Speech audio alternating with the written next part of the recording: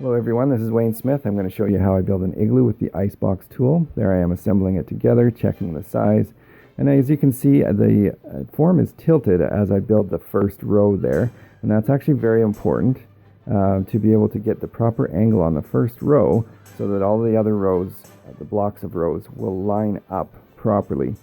And the way that you know the angle on that, there's a guideline on the yellow panel that tells you, that has a line that tells you to have it perpendicular to the ground. But I never found that I could eyeball that very good in practical applications. So I added that dark thing that you see there on the yellow panel is a small block of wood with a bubble level on it, which is screwed onto that panel. And that allows me to check the level of that entire first row, which is really important because once that first row is properly angled, the rest of the blocks will fit on just perfectly with no gaps. Now you notice as I'm building these blocks, one of the most important things is the packing. You can't really see it here because it's speeded up so much, but packing the snow in the blocks is so vitally important to be able to get the snow to hold its shape properly. And then what happens, once you get the block all packed together where you're packing snow down to snow in a way that compresses it instead of, you're not applying any kind of percussive force to it, you're just compressing the snow down. Then you'll see that I pull up that yellow U-shaped bar, and then there's a toggle, which is a yellow handle there on the inside. And those two things split the form open so that you can slide it off the block and move it to the next position. But I found that often, even with those two things pulled up, there's still some pressure on that block, and often the block would crack and cave in as you're trying to slide the form off the block. So what I've done in the last couple of years, and it's worked very well, is in addition to pulling that U-shaped bar up and popping the toggle open, I also go down and press the button on the pole and rotate the pole slightly so that the two poles can telescope freely inside each other.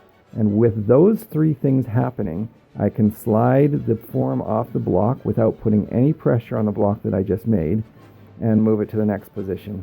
And that has saved me so much time and so much aggravation from having to rebuild blocks that collapse when you bump it with the form as you're trying to pull it off. This particular igloo went quite smoothly, actually. I had some really nice fluffy snow.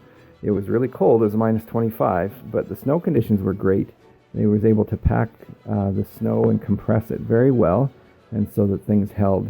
There was only a few blocks out of this entire igloo that cracked on me that I had to redo. And as you see, as I get higher and higher up, it gets a little bit harder to put the snow in. In a minute here I get a stool so I can be up even higher, and it's fun to have to kind of get down off that stool and reach the snow from the bottom of the igloo and climb up and dump it in there. You also notice that in just a second here I will peel off that outside black panel, and so that the form is now just an L-shaped, and I continue working on it that way.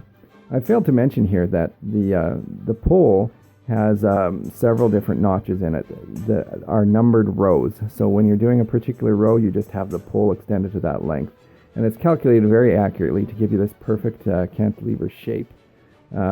Which is self-supporting. If it was a perfect hemisphere, it wouldn't work very well.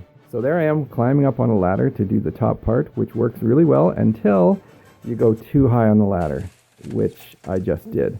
And I have never ever done that before. I've used the ladder many times and never had that problem, so I was kind of frustrated, but also happy that I got it on film so I could show it to all of you. And although I was pretty angry about it, it turned out to be a relatively easy fix. I had my daughter inside holding the form against the wall, and I packed the snow up to patch it. But in previous years I've used the ladder lots to get the snow up on the top, and it works out very well as long as you have all of your force going down the side of the igloo and into the ground instead of pressing up against the igloo wall. I hope you enjoyed watching this, and I look forward to hearing any of your comments and questions. I've had so much fun building igloos over the last 15 years.